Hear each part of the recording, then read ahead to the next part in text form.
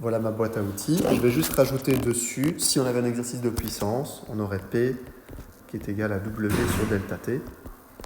Et il y a aussi d'autres outils qui sont les conversions. Bon, je ne vais pas les noter parce que ça commence à faire beaucoup de choses. Alors, on imagine maintenant la situation.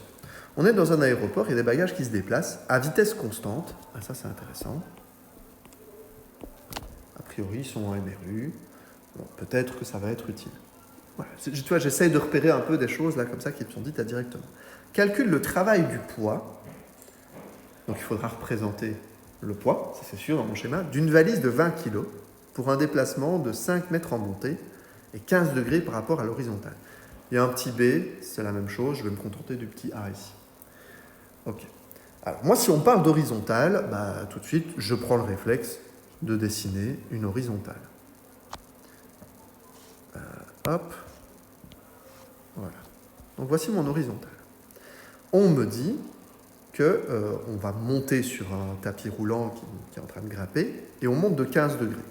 Donc, ça veut dire qu'il faudrait que je fasse une pente de 15 degrés. Alors sincèrement, on s'en fiche de le faire vraiment à 15 degrés ou pas. Généralement, moi je ne le fais pas. En tout cas, quand je fais mon correctif, je ne sors pas mon rapporteur. Donc je fais exprès de prendre un angle dont on se fiche. Ça. Mais en tout cas, ce que je vais faire, c'est que je vais représenter mon tapis qui est en train de monter. Allez. Ça. Peu importe que ce soit 15 degrés ou pas, en tout cas, on va considérer que là, c'est comme si c'était 15 degrés. Voilà, une donnée à la fois, je note tout. Alors, dans un schéma, il faut représenter la situation, l'objet qui nous intéresse, le centre de gravité et les forces qui sont mentionnées et qui seront utiles. Donc ici, c'est une valise. On va imaginer que son centre de gravité, il est par exemple ici, et la valise, hop, elle est là. Voilà. On s'en fout du dessin. Hein. D'ailleurs, tu vois, je ne le fais même pas à la latte, c'est du décor. Alors, calcule le travail du poids. Ok. Je vais devoir représenter le poids. Le poids, c'est une force. Alors. Comme ça ? Non, il est en dessous. Ok. Ça, donc vertical vers le bas.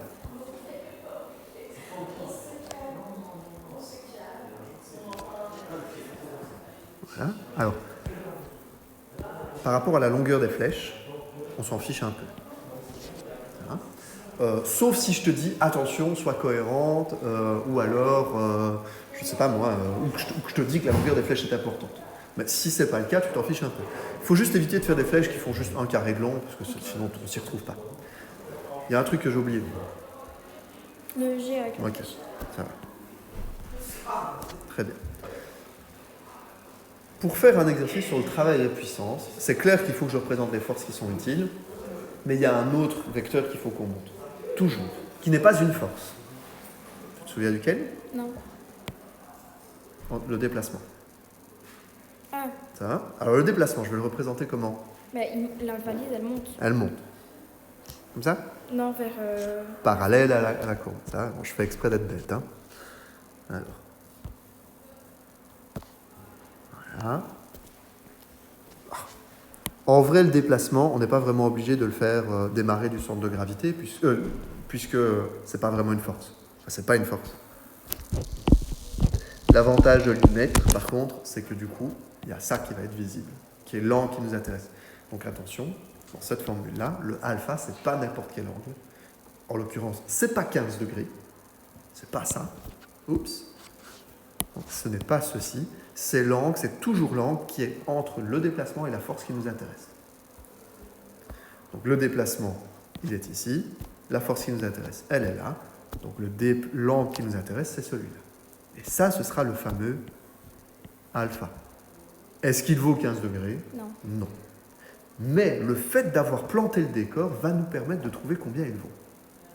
Est-ce que ça va ? Oui. Ouais, il vaut combien ? Je ne saurais pas dire comme ça. Il y a un truc que tu peux faire. Déplacer le... Si je fais ça, tu sais me dire combien il vaut maintenant ? Oui. Il vaut combien ? Là, il y a 15 et là, il y a 90 degrés. Ok, donc 90 et 15, ça fait 105. Ça. Donc souviens-toi de ça.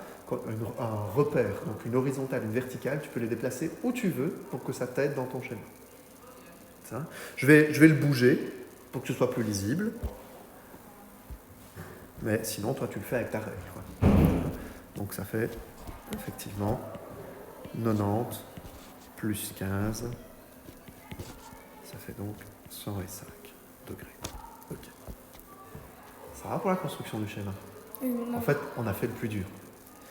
Là, ici, si tu vois que c'est un exercice avec des plans inclinés, il faut tout de suite que tu te dises « Ok, je vais te représenter la situation vue de côté. Ok. C'est ce qui va me permettre de représenter justement cet angle-là. Un exercice avec du vent, forcément, c'est vu du dessus. L'exercice avec les chiens qui tirent un traîneau, si tu veux voir l'angle dans les cordes, c'est vu du dessus aussi. Hein? Ok, à partir de maintenant, on déroule. Donc là, on va noter nos données inconnues.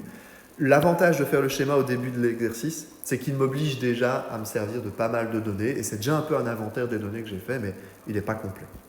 Donc maintenant, on y va, on va noter tout ce qu'on connaît.